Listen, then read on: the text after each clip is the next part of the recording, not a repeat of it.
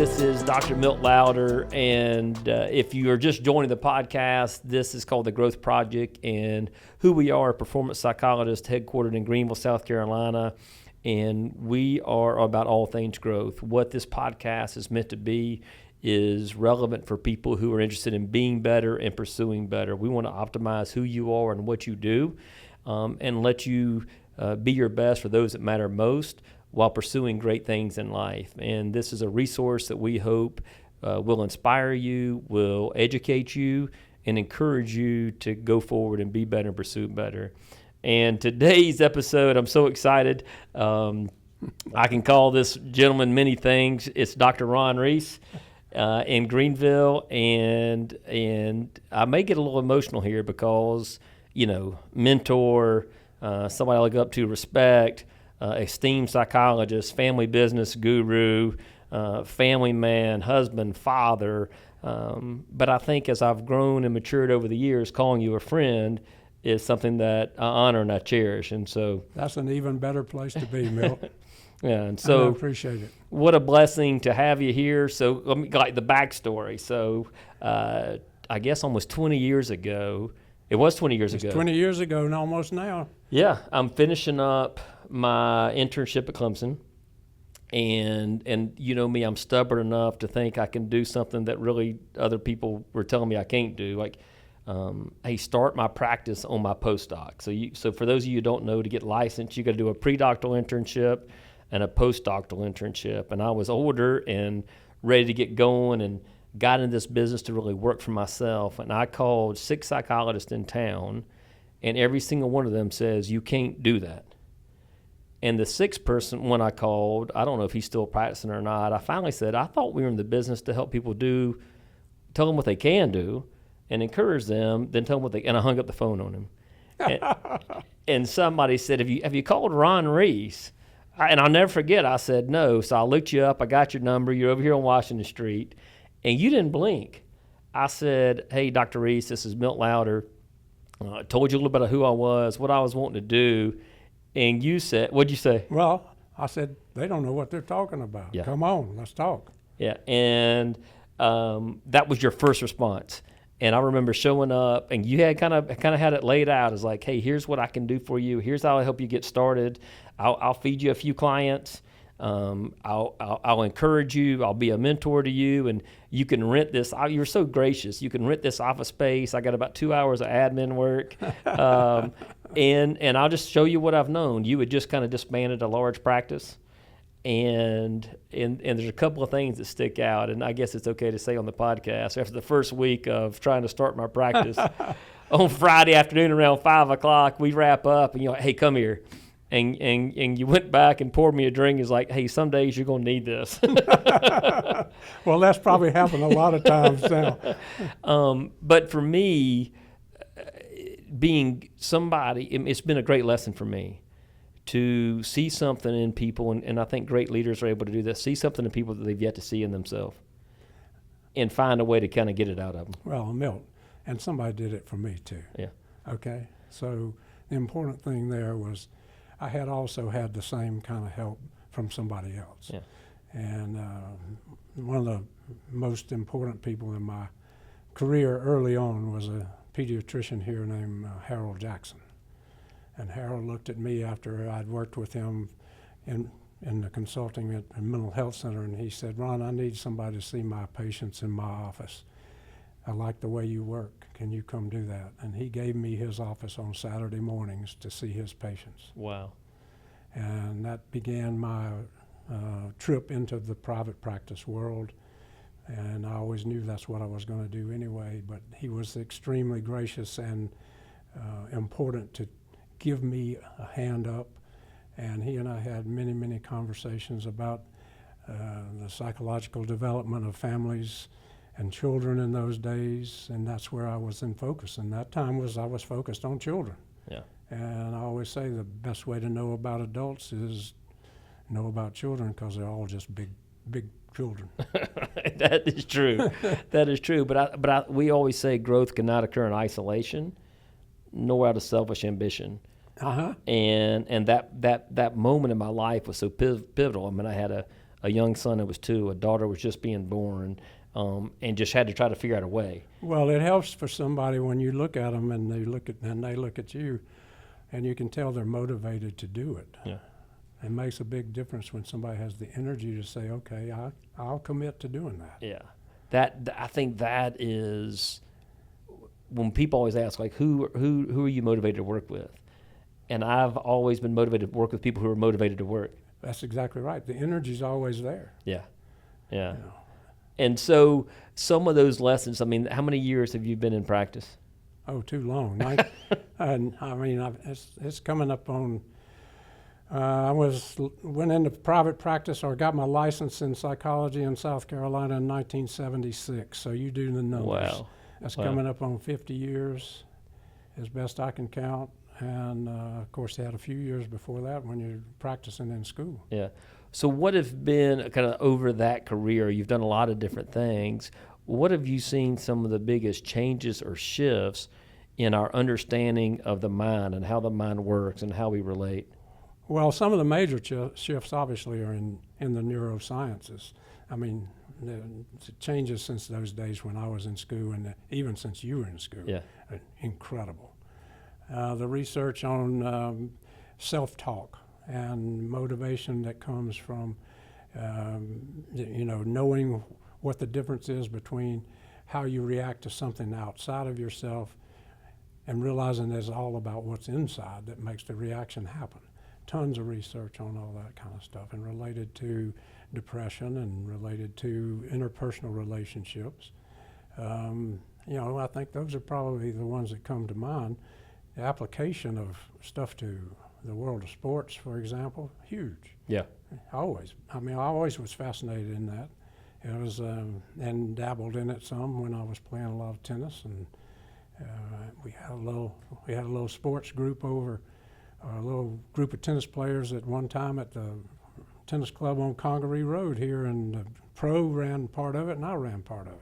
Mm-hmm. We call it, what do we call it? In your mind and on the court. I may have to steal that. I like that. One of the things that has been a blessing about this profession is as you grow personally, you grow professionally. As you grow professionally, you grow personally. And one of the credits I can give you and other people like you do a really good job of practicing what you preach in terms of being calm, being composed. Were you always kind of wired that way, or how? Partly I am wired that way, yeah. But I also had the experience of learning the methodologies to quiet myself. Yeah. And those were things I learned early on in graduate school internship. And I've often said to people, one of the most valuable tools, personal tools I ever learned was relaxation response and relaxation training. Because I can sit anywhere, anytime, any place, and I can be calm. Yeah. And oftentimes my wife has said, I know you're in the most trouble when you're the calmest. And so I think that is a learned response. I'm still trying to master that one.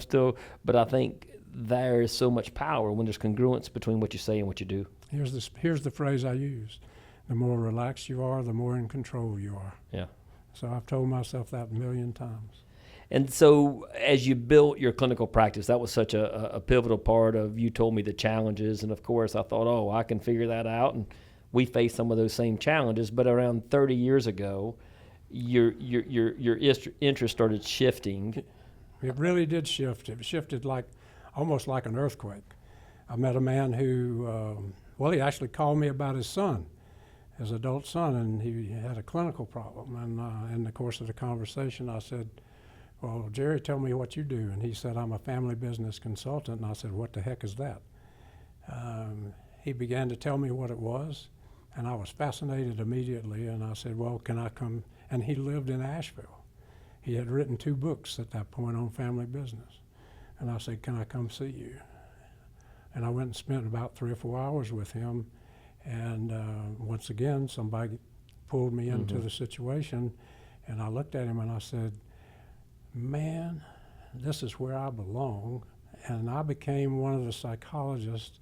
He was an estate and trust attorney, a trust and estate attorney, and he had a model of team consulting that he used psychologists whenever he got a engagement, and the psychologists were the first people to interview the family. Oh, wow. And so I became one of 2 or 3 psychologists that worked, and that's how I began to do that. And so I just became absolutely engrossed in the notion. What do you think, I know you grew up around a family business, Yes. but what do you think kind of sparked that for you? Well, one is I was always interested in business, and the clinical skills that we bring to the table actually transfer so well into that world. The other thing was I knew that somewhere in my genes and my DNA was all that knowledge of watching my dad run a business with his brothers working for him forever. The first job I ever had was in the family business at 5 years old. I got a nickel a bucket for taking the ends off of studs that were cut on building houses and poured them in the fire. You and I both had tough first jobs. Mine was pulling weeds in a cotton field about the age of 6 and 7, and I was probably making about the same amount per day. It was high-end wage. Yes, yeah. That's maybe why we're doing something else these days. I had an interest in that, and I had an interest in, I think about that sometimes. Some people ask me, as a psychologist, you were often interested a lot in business. And I don't know, maybe that came from my family. And I do tell people all the time, one of the advantages of growing up in a family business is about seeing the work ethic.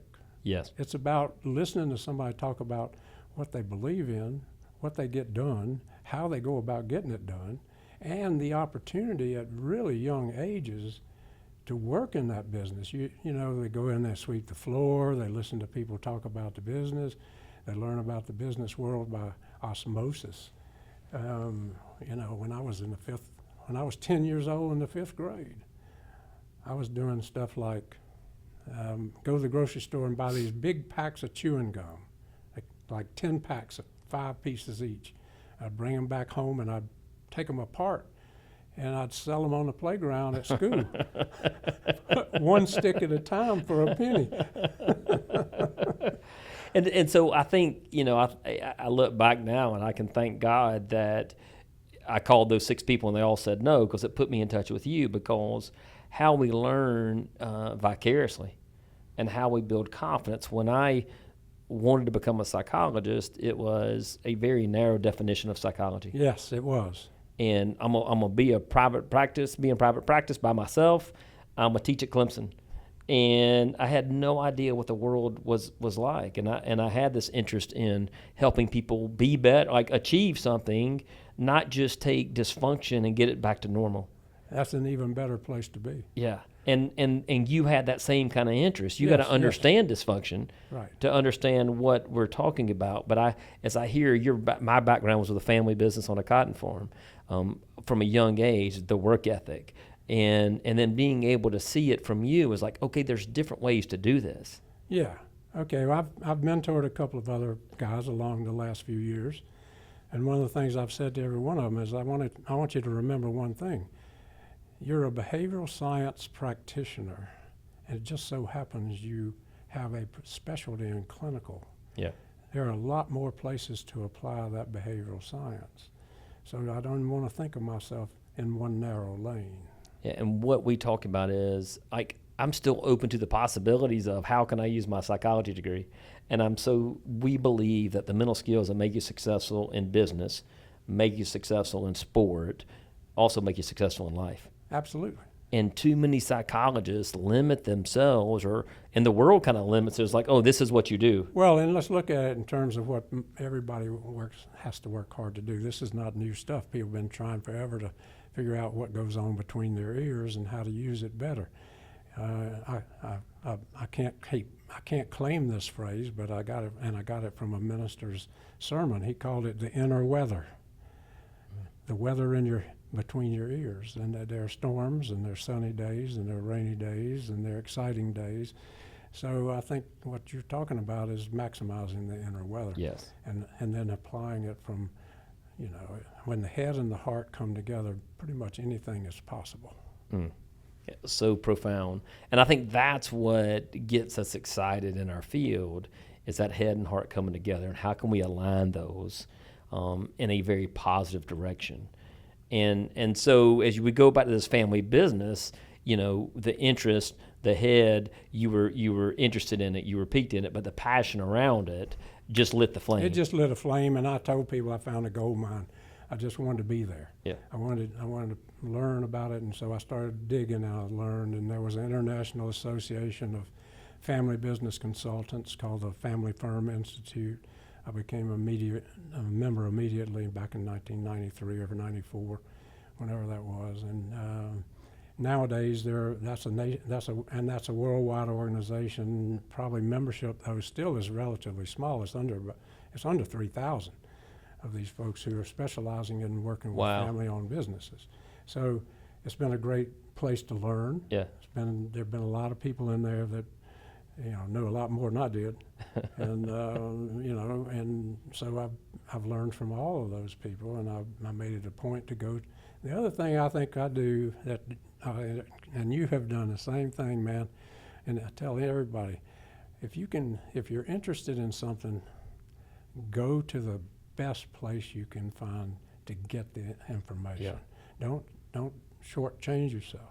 So I went and did that. But so the family business world has been an amazing place to be, and I've met some of the most amazing, most difficult, most successful human beings on this planet.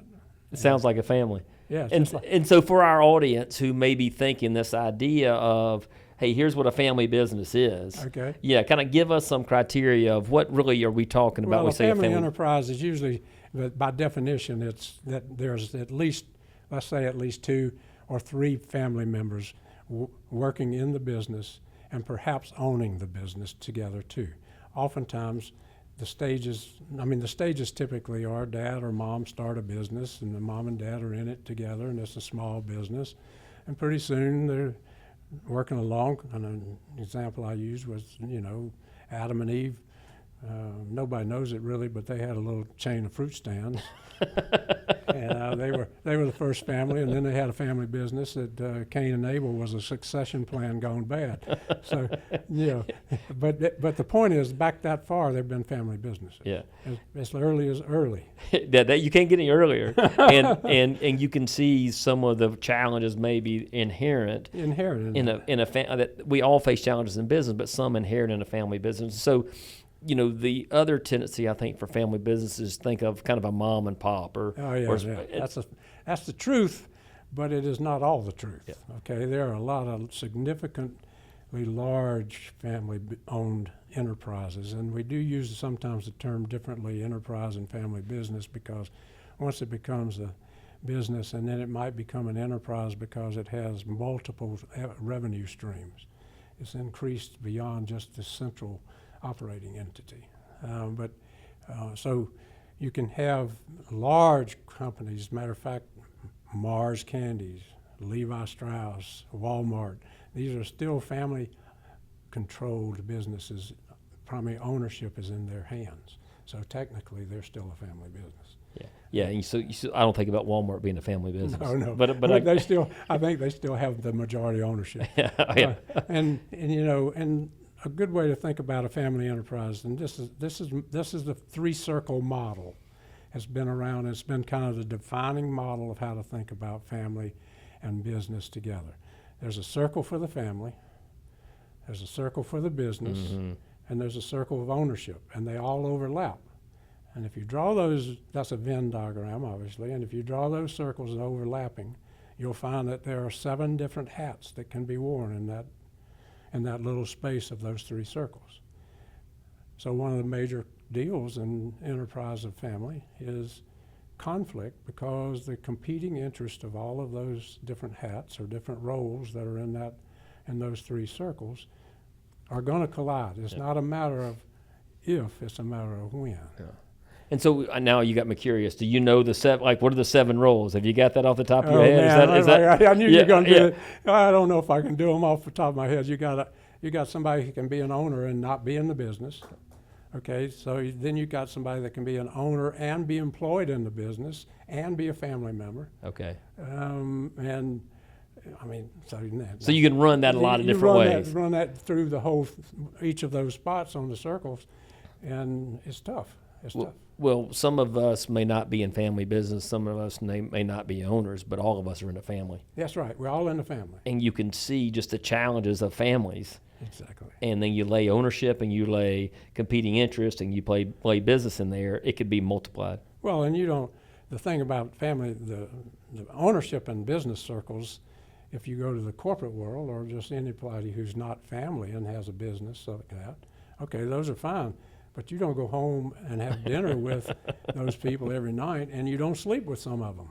So you hope. And yeah, you hope. And there is a good chance in some of these business situations where there's family that the oldest, for example, the oldest sibling may have changed the diaper on the youngest one who's now in the business with them. Yeah, it's hard to completely remove that You from can't your remove memory. It's in there. Yeah. And I know how to get your goat because I did it when I was 12 years old and you were 7. and I'm gonna keep doing it. I'm gonna keep doing it. Yeah, it's hard to quit doing what works for us. And so some of the statistics you gave me that really blew my mind, that like of family, like 80 to 90% of U.S. businesses are family run. That's right. Or family owned, or family business. Owned. Mm-hmm. And then 70% of those are run by the family. That's right. Which in the average revenue is around $36.5 million, and it accounts for approximately 50 to 65% of the GDP. That's correct. Yeah, it's amazing when you and the number of people that are employed in family enterprise is huge. It's, I don't know, 60% of the workforce. And so now you start seeing how important it is to get it right. It's important because it contributes to our economy in so many ways. It contributes to the livelihood of lots of people, and it's important because it provides a central focus that people can come together and be successful, and they will do it. And it's not going away. It's been here forever, and it's the same across the globe. It's not just in this part of the world. I mean, it's the same across the globe, and it's important for it to be strong. And since the time I got involved in it, there's a tremendous amount of educational material available nowadays for people who are trying to live in that world. And their families will tell you, families in business will tell us, I can tell you over and over and over, they'll say, well, ours is different. Let me tell you, it's not different. It's not different. You're struggling with the same thing that the other 100,000 family businesses are struggling with. And those things repeat themselves time and again. And things like Succession and handing it off. And everybody's been watching Succession on the TV, that show. It's not always that dramatic. So Succession and learning to work with your brother, learning to work with your cousin, having 3 generational ages in the family business trying to learn to work together today. It's hard for them to get along outside of it. So you mentioned something before we kind of go into these specific challenges of how important it is to be strong. And I think not only related to our economy and the lives that it helps improve, but I've seen family businesses destroy the family. Oh, yeah. And I think back to how I grew up on a farm, and I love the farm, and we had a cotton gin and a family business, but the conflict and challenge between my dad and his brother never dealt with, destroyed the relationship. Yes, and I've been in those situations, and I tell people all the time, my phone rings 90% of the time when there's an oil well fire burning, and 10% of the time when people just say they want to do it better. Yeah. And so we end up trying to put out those fires, and there have been many and lots of documented stories about families that never spoke to each other again because business issues. Yeah. And it's bad news. So what are some of those main challenges, those primary themes that you see that creates the challenges in the family and the ownership in the business? Well, the 2 things, the poor planning and family emotional conflict are what bring families' businesses down or separate people and cut people off from each other. And every family that we're involved in and every family I've ever been involved in says we need to communicate better. And the communication is the big deal. They need to define this. This is where the governance structure becomes important as a family moves on. The hardest transition, in my view, is from first to second generation, from the founder to the siblings, for example. But over time, what has to happen is this. In the beginning, the founder is working all three of those circles. Oh, yeah. Okay? They're all enmeshed in there. There's not The family, the ownership, the family, business. ownership, and business are all really on The top founder's wearing every hat. every hat. And they're all on top of each other in that first generation. And then by the time they move to the second generation, they begin to separate it if they're lucky. And if that's what holds them together, is when they learn that there are decisions that belong in the ownership circle, and there are decisions that belong in the business circle, and there are decisions that belong in the family circle. And when they begin to talk like that, okay, which circle are we talking in? Which hat do we have on? Does this decision belong over here? Does it belong over there? And then they begin to get stronger. They begin to know and be deliberate as opposed to ad hoc in how they make decisions, how they look at one another, and how they communicate. Sort of like you do things in your living room that you don't do in your bedroom. In your bedroom or your living room, back and forth. So once we begin to separate and provide some governance, by the third generation, hopefully that's what will help that business move to the fourth generation. It's when they don't begin to do that kind of governance structure that they have trouble generating enough good stuff and enough strength to make it into that fourth generation. You know, what makes it so hard to create that kind of clarity and those kind of boundaries? Well, part of it is that they're just doing business like everybody else, and they don't do Ron Reece's rule, the 7-day rule. I've said this to many people. If you're in business and you can't take 7 days away from your business to think about your business, then you got no business being in business. So say that again so we can hear that again. Okay. The Ron Reece rule. The Ron Reece rule is if you're in business and you can't take 7 days a year away from your business to think about how you're doing business, what you're doing in your business, basically strategic planning or strategic thinking, then you got no business being in business. And most people don't do that. No, I mean it's family hard. business or not. Otherwise, you know, and so one thing is we're going to stop the train. We're going to move over here, and we're going to actually have a conversation about who we are, why we're doing this, what's the vision, what's the plan, all the things that we know make people in business better. And then we're going to do the same with the family. In the business, you call it working on the business. Mm-hmm. On the family side, we'll have family meetings we call working on the family. And we structure the family. We have a family vision, we have a family mission, we have family values that we talk about. We might organize the family around what's the philosophy that they have for doing business. What's the family philosophy that the business is now carrying out for them? Sometimes they're very strong. They have religious beliefs in that situation, and the business carries those. I've read some things about people who didn't want to produce munitions. Yeah. And so they didn't do that in their businesses, that they had the opportunity to do that. And they would say no to certain things. And the family can make those kind of value-based things that then hold their business together.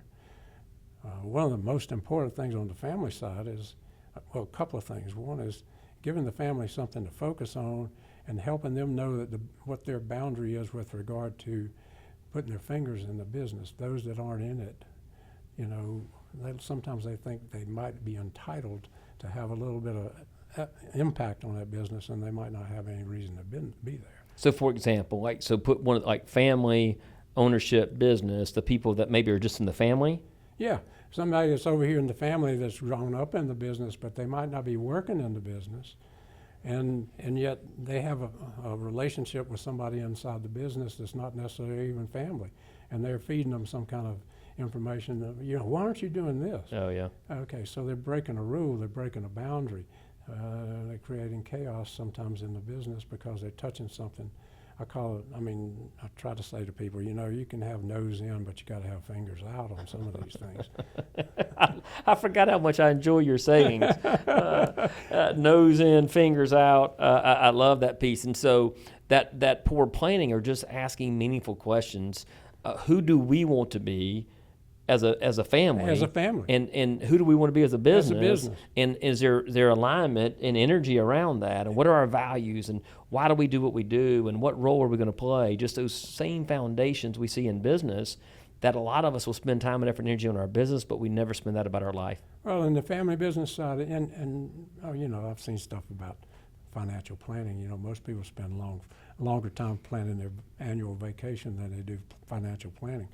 But in the family business side, you know, the chance to have a conversation with your family group, and this means spouses too, and not just the ownerships and spouses in those rooms usually when we do this, to have a conversation about who we are, Yeah. what do we believe, what are we about, all that's important stuff. And the other thing in a family enterprise that is often talked about as one of the foundational success elements is having what's known as a CEO. Now, everybody knows what a CEO is. I bet you're thinking one thing right now. Actually, what CEO is in the family enterprise world. I bet I can guess is a chief emotional officer. officer. Yeah. And those family businesses they have a good chief emotional officer. Those families, you know, that person keeps the glue together in the family side. They keep the history, they keep the stories, they hold on to the values, and you know, most often, quite frankly, that's mom. It happens that way. Yeah. And I've seen a couple of times when it wasn't, but 90% of the time. That mom's playing that role. Yeah. So number one, family businesses fail because of poor planning. Right. And that toughest transition of that planning is from the founder to the siblings. That's right. Before we move on to that relational conflict, you know, with the old adage that, you know, most family businesses fail by the third generation, or the astounding number. What's the statistic on that you said is not quite Well, it's accurate? like 60. I mean, it's huge. It's 70% or something like that. In the is the old phrase about that. It's been around a long time, and we found out in research that that's not necessarily true now. That families do exist beyond that third generation in doing something, even if the core business isn't there exactly anymore like it used to be. Typically, there's some entrepreneurs that come out of that have some resources because of that initial business. Okay. That now they move on and do something else. But as far as a central operating business or the original operating entity, you know, they struggle to make it past the third generation. So it's still a big deal because they don't separate the circles. Yeah. Okay, and they don't get educated about family business. They just say we're going to do it our way, and they keep doing it. Because they think they're different. They think they're different. Or they think, you know, nobody can really understand our business. Well, they might not know exactly your business, but all of the processes and procedures and the recurring happenings are going to be pretty much the same thing as they are in any business. I've been in insurance businesses, law businesses, construction businesses, car dealerships, you know, every type of industry, really. I think what's been interesting for us is, and affirming somewhat in the work we're talking about that we do, is how universal these human principles are of how our minds operate and our emotional control and what we long for and what we desire to be. What I've learned as I've had the privilege to travel and meet with so many different people is how universal it's very universal. They are. And so if we switch from the poor planning as being a big challenge, and that seems to be a little bit easier than teaching the family emotional control and relationship conflict that has been brewing for years. Right. And on the family emotional side, trying to build muscle in that family that can manage the emotional intensity that comes with being a family. Family is not easy. And if you put them in a room together and they're trying to do business together, there's always competing interests and needs. So, you know, natural pecking order impacts this situation. The firstborn's supposed to run the business after dad, and he's not qualified. Then the second one comes along, and so we got immediate conflict. We bring in married in, an in-law, and they give him a job, and all of a sudden he's got new ideas. And so these things begin to work like a big soup is what I call it. And so that soup can boil over. Backing people away and sitting them down and trying to teach them to look each other in the eye. It is a communication process a lot of times. I use a talking stick in most of my meetings, and you can't talk unless you're holding the stick. And who controls the stick? You? I control yeah, the that's stick. what I figured. Yeah, and I use a part of a swim noodle because I don't want anybody hitting each other with it. But anyway. And what is that? What did you learn from that process? Well, I've learned from the process of taking a stick, and I can't speak. Oh, it's great. I mean, you hand somebody the stick, and everybody in the room has to be quiet while that person talks. And let's say the topic on the table is, let's say it's one of the toughest ones there is. That's compensation and money. And I call it the Bermuda Triangle of love, money, and power. And so the topics on the table, compensation. Everybody's got an opinion, but if they all start talking like they did at the dinner table, we'd never get anywhere. Yeah. So we give the stick to somebody, and they can talk. Everybody has to wait their turn. Then when that person's finished with the stick, they hand it to the next guy or somebody across the table that says, "Pick me next."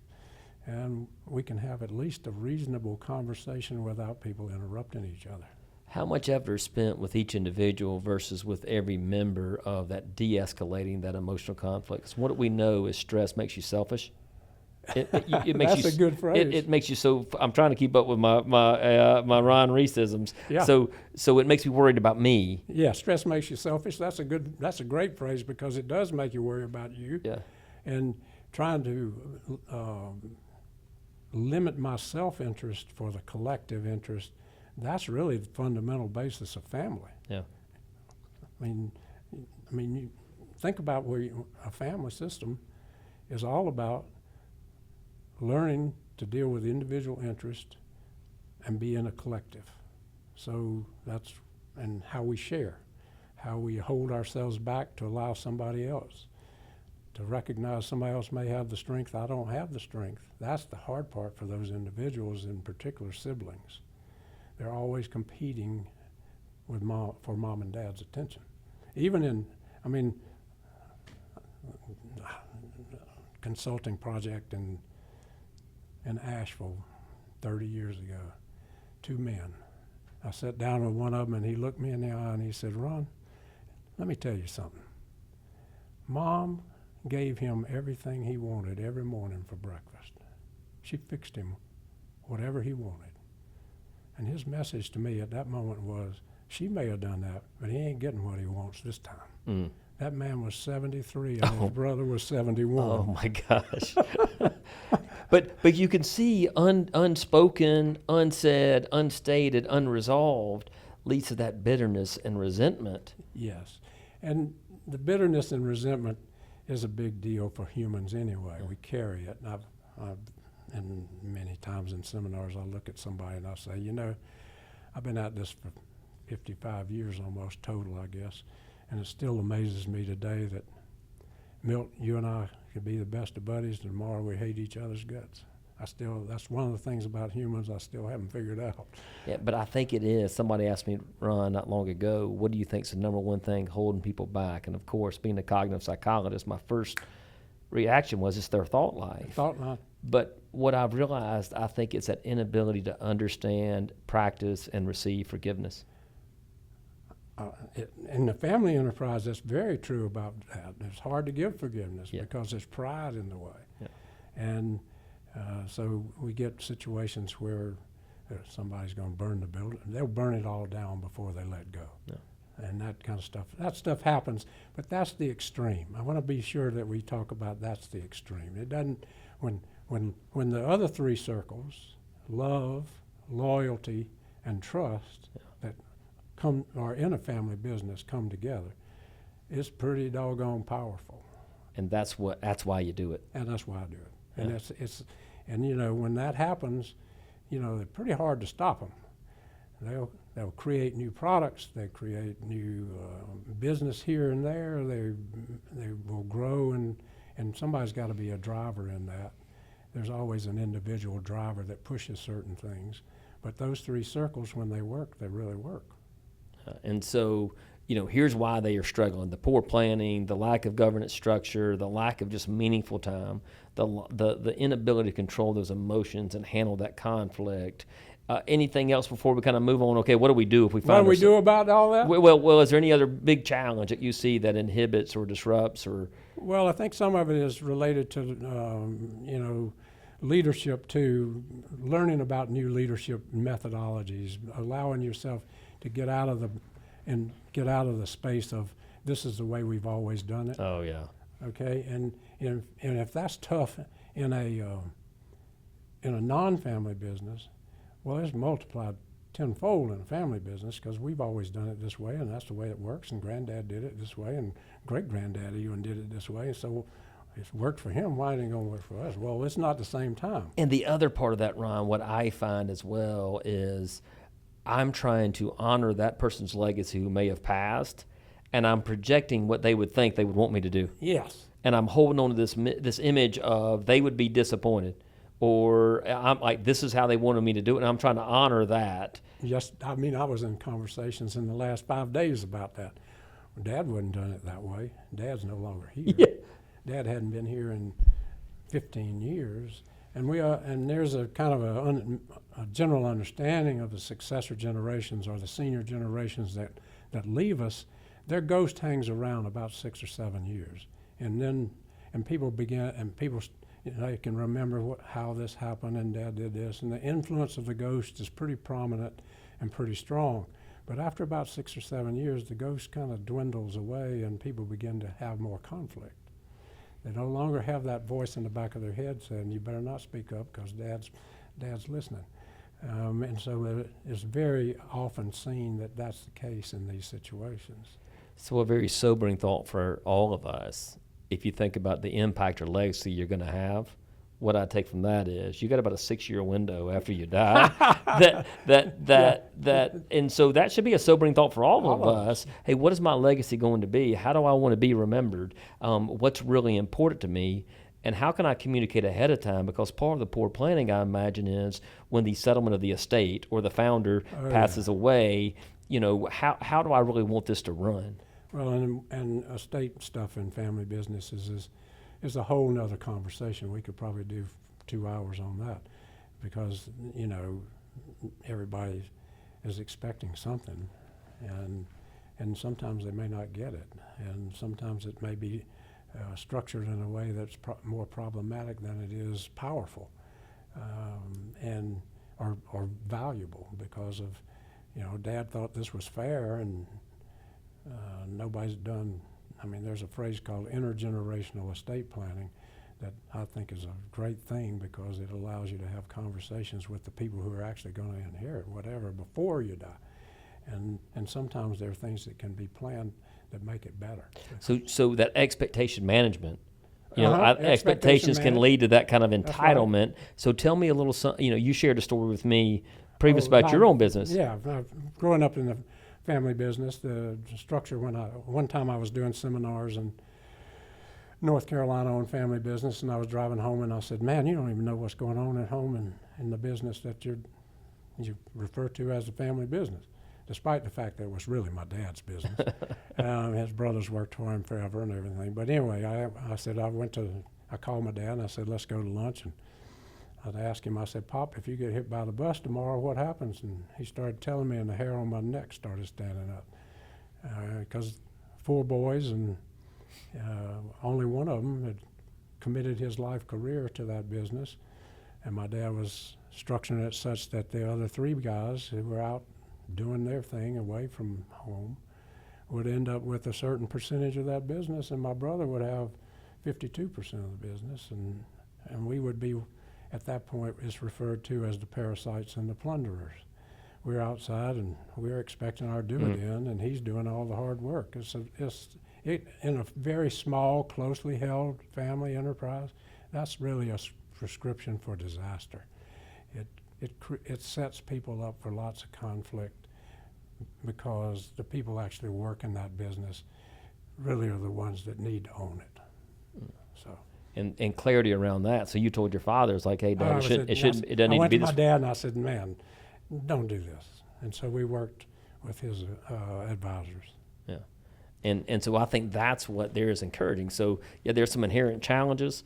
I love like that families face, that businesses face, that owners face. You can see the intersection and the clash when you put all those three together. But you also hear, what I hear is how beautiful it can be and the legacy you can create and the things you can accomplish when you get it right. Well, and one thing that everybody needs to do, and you and I know this best because we've been trying to provide to others services forever, but being willing to raise your hand and ask for help makes a big difference. When I first got into this world of family enterprise and family business consulting, family enterprises, family businesses have their accountant that they typically have had a relationship with for a long, long time. They have an attorney that they trust. So those are two primary advisors. There are some others like insurance people and stuff like that, but those two guys are kind of at the core. If by the end of my career, I said, they had the accountant, they had the attorney, and they had one of me, a family business consultant, all three legs of the stool that they used on a regular basis, they increased their odds of survival tremendously. Because the family business consultant is trained differently than either of those other two advisors. Yeah. And so if you start thinking about the first thing we can do is recognize, be proactive. Be willing to ask for. Well, don't wait for the oil fire. Yeah, and so it's going to happen. It's going to happen. It's going to happen because there's no way it cannot, because it happens in every family I've ever been a part of. And so one is be humble enough and curious enough and willing to say, hey, we want this to thrive. I'm going to ask for help. And so when they get that help, what are some other things they can do? Hey, I can ask for help. How can you help a family business? The starting place is, and with any process of that is, I'm going to immerse myself in the situation. I'm going to have lengthy interviews with every family member, including people who aren't day-to-day in the business, but they have a stake in the business. That might mean the wife that doesn't work in the business, but every night somebody comes home to them that is working in the business. So we're going to gather lots of information, and then we're going to start taking a look at what the desired outcomes are. If 12 months from now, what's going to tell us that we're any better than we are today? What are those 4, 5, 6 things that we got to pay attention to between now and then that are going to make us better? Yeah. And we start doing things like, there are 3 fundamental things that we start working our way toward.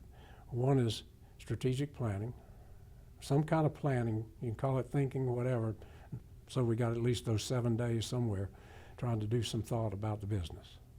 And so do you find it better to get off-site, to get it? I want to get them away from the business. Okay. If I can. That's hard to do sometimes. That's why we end up doing a lot of weekend meetings. We're going to try our best to get them to have a board at some point, if not a full fiduciary board, an advisory board. That's not family board. That's not a family board. There might be a family. There are family members on it, but it's not just a family board. We're talking about bringing some outside voices to the table. And the third thing is regular, planned family business meetings. I said planned because typically they happen ad hoc in a car. They happen at the Thanksgiving dinner table, all over the place. But I'm talking about regular, planned family business meetings, and those are away from the business, and they include more people than are just in the business. If there are 4 people in the business and all 4 of those people are married, then their spouses are in these family meetings. And they're facilitated, and the way I structure them is I have a significant portion of the meeting that's called the business of family, and the other part of the business is called other part of the meeting is called the business of business. And so we structure things that the conversations are in those 2 camps, and we do lots of different ways of getting people to open up and share what they need to share and walk away with certain action items that are designed to strengthen the 3 circles and put things in the right place in those circles. Yeah, I love that simplicity In theory. In theory. In theory. In theory. Yeah. Yeah, but it takes practice, and like the family meetings, my recommendation is that you're going to have at least 2 of those a year. And people can do lots of creative things if they will commit to it. I mean, they have a weekend retreat with some time in a resort, or they can just go to the farm. And I can put a shameless could do plug it for at Mill Pine. Mill Pine. Yeah. You could yeah. do it. You could have them at Mill Pine. I mean, it's often it's a good idea.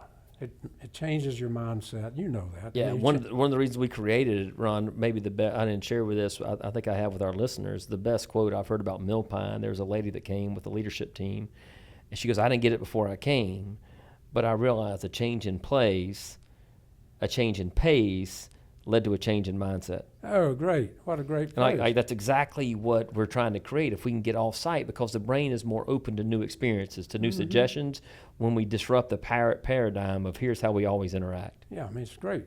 It's a change in the moment.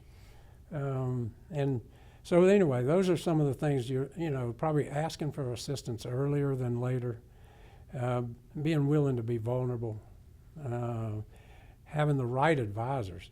Sometimes we've gotten involved and we ask the question, is this advisor doing really what you need to be doing? And we go through a series of conversation about that.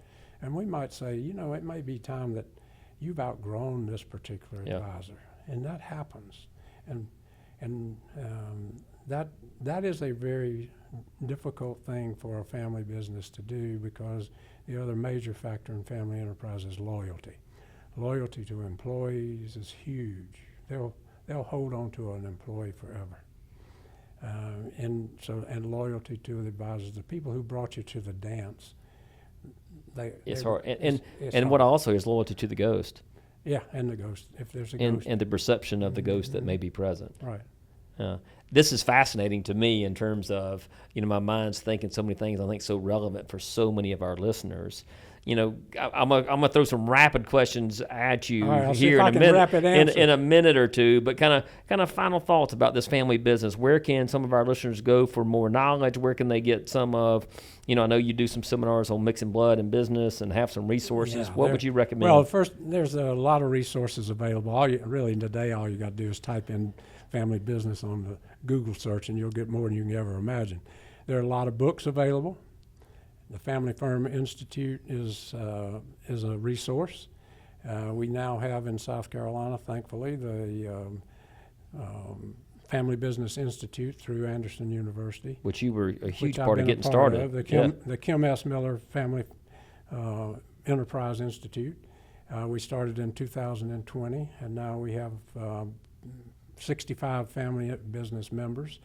And we have regular educational meetings, and it's a membership organization that we'd love to have anybody come to us. And we have a definition of people who can join. They've been in family business the business has been in place for at least 5 years, and there's at least 2 people or more involved and that are family. But they can look us up online at Kim S. Miller Family. Yeah, and we'll put a link to that. We'll put a link to that on this. But that's another resource. And then there are certain schools now that offer. I think they're offering master's degrees in family business. Oh wow! For a family business member, or they're offering, programs to get a certificate in family business at, like for example, Kennesaw State University. They've had a family business program for a long time. There are several universities that offer like a master's or a bachelor's in business, and they'll have a slant toward family business. So that changes, if somebody's in school or they want to go get that kind of information, it's out there. You can find it. Yeah, so the big challenge and takeaway is it doesn't have to be the way it is for you and your family business. You're going to have challenges. We have more knowledge, more resources than ever before. Your job is to be willing to ask for help, and how do I apply that knowledge? And where, and keep using it. It's really great when families become curious about family business as a bigger picture than just operating their business. Then they have made a great leap to finding out enough to make themselves even more healthy than they thought they were. You know, you can have a business, and any kind of business, and a business can be, is it robust and formidable, or is it healthy, or is it inept and ailing? A lot of businesses can be somewhere between healthy and inept. Yeah. Okay, and they struggle to get out of that space. To get to a level of being robust and formidable takes a tremendous amount of work and concentration and deliberateness and luck. I mean, let's face it, there's a lot of luck too sometimes. But to become formidable, you have to become more conscious of what you are doing. Man, so powerful, such wisdom. You know, I'm so grateful for you sharing that with me throughout the years, but taking the time to share that knowledge and that wisdom with our audience and with the passion. What's interesting is this is listened to in almost 65 different countries. Oh, really? And so as you're thinking about, you know, throughout, I love the international piece that you realize it's not like, It's what not are just some us. things we know? It's family and business. It's everywhere. Yeah. It's Yeah. everywhere. Okay, so my other questions that I have in terms of just watching you and observing you and respecting you over the years, what continues to inspire you at this stage of life, this stage of your career? I think it's the same thing that I will say the ghost of my father. I mean, he was the poster child of how to age. He never lost his curiosity. Yeah. And I'm still curious about lots of things. It really kind of frustrates me that the energy is not the same as it's always been. But staying curious and looking for something else that excites me. I mean, that's it. Because that was you answered both, because the next question is, as I watch, especially so many men struggle with that process. It's not easy. Yeah. I'm not saying it's easy. At 76 years old, and I'll be 76 in August. That's quite a bit different than 65 even. And, I'm in good shape, and I continue to have the energy to pay attention to the world. And so that curiosity, my family laughs at me because that's been such on my heart and mind here lately, that curiosity fights that cynicism. It fights criticism. It opens you up to see things in a different way about people, about processes, about the world. I think curiosity is a great gift. Yeah. And it can be cultivated. Yeah, I mean, it's a tremendous gift. Yeah. And so that was my big question. You kind of answered it all in one, because I was thinking about, dreams greater than memories and what advice would you give to these men, but you answered all that in one question. What other final thoughts or comments? Well, I mean, Milt, I love you. Yeah. This has been. I love you too, man. I appreciate you. Thank you. Yeah, thank you.